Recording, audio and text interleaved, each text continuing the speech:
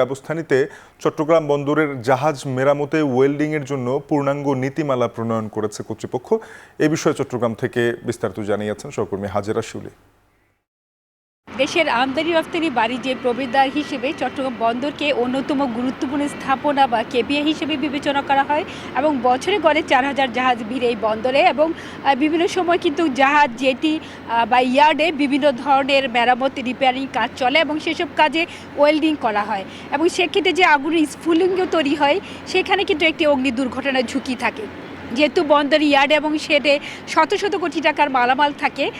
তাই এক্ষেত্রে অগ্নি নিরাপত্তার বিষয়টিকে বিশেষ গুরুত্ব দিয়ে দেখা হচ্ছে। সর্বোচ্চ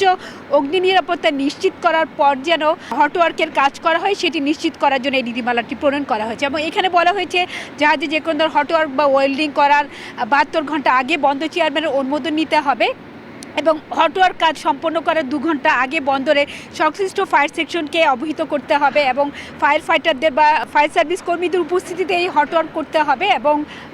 দিনে বিকাল 5টা পর্যন্ত এই হটওয়ার্ক করা যাবে এবং একাধিক স্থানে একই সাথে হটওয়ার্ক করা যাবে না বা ওয়েল্ডিংয়ের কাজ করা যাবে না এবং যেসব জায়গায় আসলে ডিজি কার্গো আছে বা ডেঞ্জারাস কার্গো আছে সেসব সংরক্ষিত স্থানগুলো আসলে এড়িয়ে চলতে হবে। তো এই ছিল আমার কাছে এখনকার মতো বন্দরে প্রণীত অগ্নি নিরাপত্তার বিষয়ে এসওপি বা স্ট্যান্ডার্ড অপারেটিং প্রসিডিউর বিষয়ে সবশেষ। আরএফএল গিজারে আছে ওয়ার্ল্ড ফ্লো টেকনোলজি।